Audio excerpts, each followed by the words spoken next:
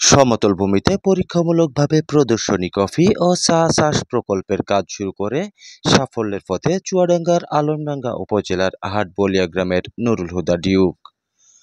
আলমডাঙ্গা উপজেলা কৃষি সম্প্রসারণ অধিদপ্তরের সহযোগিতা ও পরামর্শ নিয়ে ৩ বছর পূর্বে শুরু হয় এ প্রদর্শনী প্রকল্পের কাজ।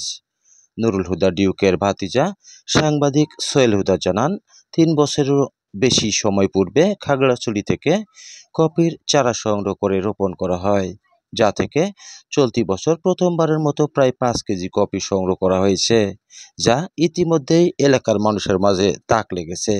আগামীতে কফির পরিমাণ আরও বৃদ্ধি পাবে এবং লাভবান হবেন বলে তিনি আশাবাদ ব্যক্ত করেন। বাগান পরিচর্যাকারী আবুল কালাম আজাদ মোল্লা জানান, হাটবলিয়া কফি ও চা বাগানে চারা ক্রয় ও রোপণ থেকে শুরু করে এ পর্যন্ত প্রায় ৩ লক্ষেরও বেশি টাকা ব্যয় করা হয়েছে, যা এখন অবধি চলমান রয়েছে।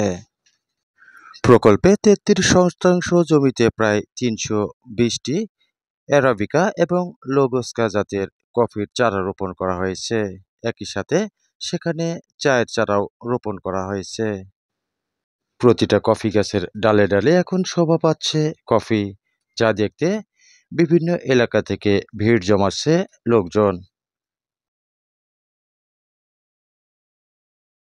প্রকল্পের উদ্যোক্তা নুরুল হুদা ডিউক জানান, আলমডাঙ্গা কৃষি সম্প্রসারণ অধিদপ্তরের সহযোগিতা ও পরামর্শ নিয়ে কফি ও চা চাষ প্রকল্পের কাজ এগিয়ে চলেছে। বিশ্বের বিভিন্ন দেশে কফি চাষ হলেও আমাদের দেশে পরীক্ষামূলকভাবে শুরু হয়েছে কফি চাষ। কফির গাছ ও কফি দেখতে কেমন তা অনেকের কাছেই অজানা। তাই কফির চাষ হয়েছে এমন খবরে প্রায় প্রতিদিনই বিভিন্ন এলাকা থেকে লোকজন আসছেন এ কফির বাগান পরিদর্শনে। আশানুরূপ ফলন ও লাভজনক হলে এবং সহযোগিতা পেলে এলাকার বেকার যুবকরাও কফি চাষ করে স্বাবলম্বী হতে পারে বলে তিনি মনে করেন। মাজিদ আল মামুন, মেহেরপুর সমাচার, হাটবলিয়া, চুয়াডাঙ্গা। খাগড়াছড়ি থেকে আনছিলাম চারা, প্রায় ৩ বছর হয়ে গেল, ৩ বছরের বেশি। বেচা কিনা এখনো আমরা বাজারজাত করি। কতটুকু জমিতে এই কফির বাগান রয়েছে? ১ বিঘা জমি। ১ বিঘা জমিতে আমাদের ৩২০টা গাছ আছে। এই ৩২০টা গাছে খরচ কেমন হয়েছে? খরচ লাখ ৩ ওপরে।